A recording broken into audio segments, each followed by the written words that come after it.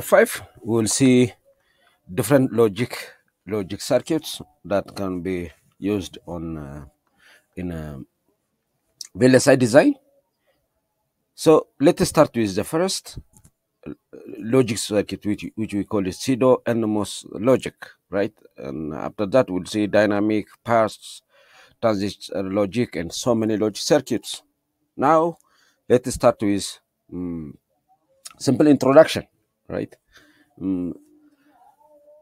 What makes a circuit fast, right? ምን ማለት ነው?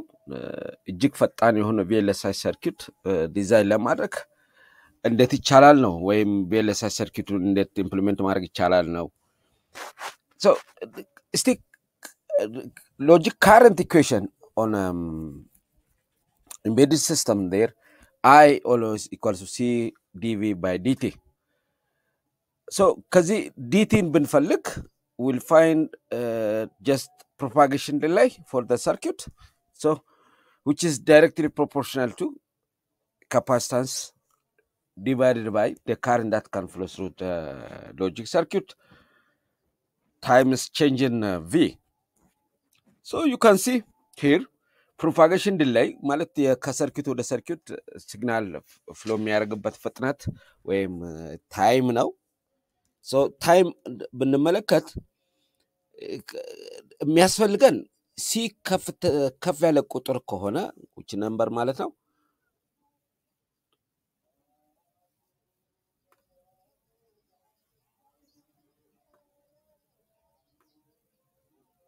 ደሲ ትንሽ ብናደርገው ወይ ቁጥሩ አነስተኛ እንደሆን ብናደርግ ታይም ዲሌይ ትንሽ ነው የሚሆነው ወይንም ካረንት ከፍተኛ ቢሆን ካረንት very big current, right?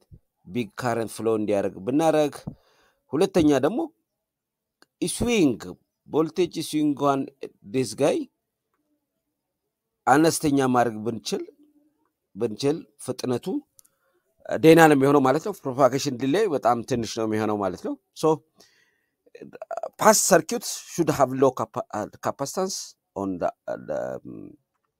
the gate output. It requires high current and small swing.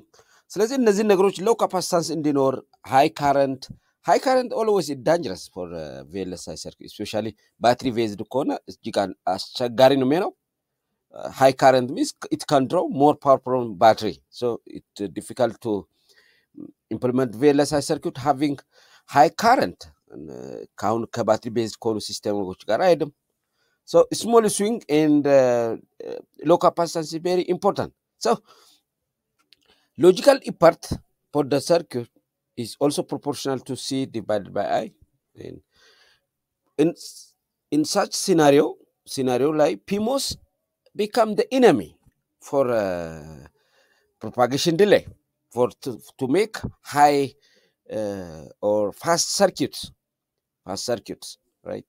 PMOS is enemy. So if you have mechanism to reduce the number of PMOS transistor on your circuit, right? By default the circuit become fast circuit. So ምን ማድረግ ነው? PMOS ቀነሰን ማለት ከPMOS ጋር PMOS ቀርፋፋ ስለሆነ ሳይዙ ከፍ ያለ ነው፣ ዊድዝ ከፍ ያለ ነው። as result ዊድዝ ከፍ አለ ማለት ካፓሲታንስ አብሮ የሚጨምር ይሆናል። ስለዚህ የፒሞስ ካፓሲታንስ መቀነስ ማለት በተዘዋዋሪ ሰርኪቱ ፈጣን እንደሆን እያደረገን ነው ማለት ነው። so እስቲ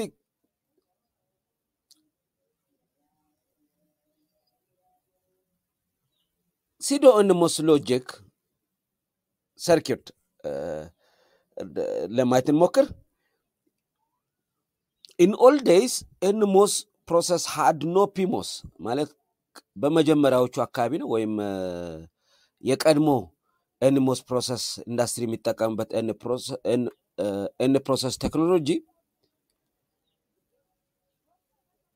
በሚጠቀሙበት ጊዜ PMOS የሚባል ነገር አልነበረም። ነገር ግን in CMOS technology, after CMOS technologies appear,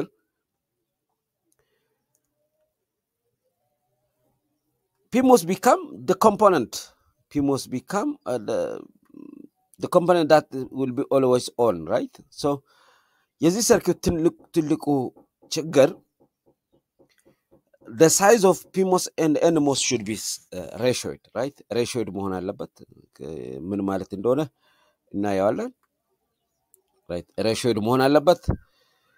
ሁለተኛ ደግሞ ይህን ሰርኪዩት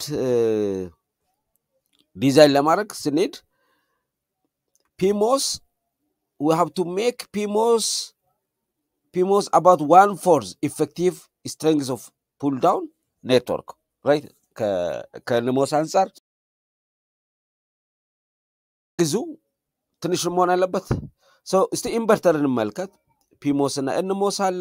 here you will have always on PMOS there on the top, right? on connected to the ground, being given to NMOS. you can see here the ratio መመልከት እንችላለን።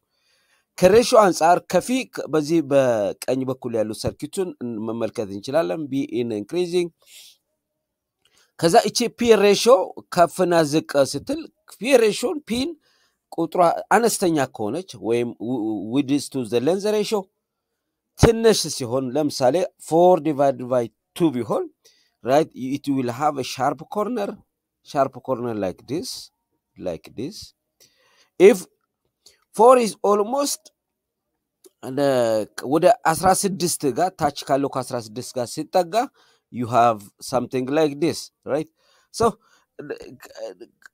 P በጣም ትንሽ ወይም 1/4 effective ከሆነ ለምሳሌ 16 ነው፣ እዚህ ጋር 16 ነው፣ አራት ሲሆን you will have good inverter, right? good inverter. so the ratio is the issue for pseudo NMOS logic, right?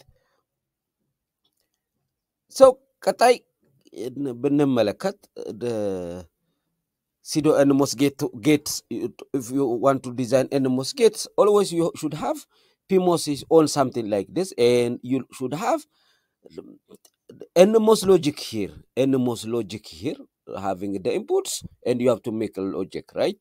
so in pseudo NMOS gate, what you have to remember ማወቅ ያለባችሁ ምንድነው? always, right, PMOS, PITES, NMOS. that is the reality behind the pseudo NMOS gates, right? so see ቀጣይ ፔጅ ብንሄድ pseudo NMOS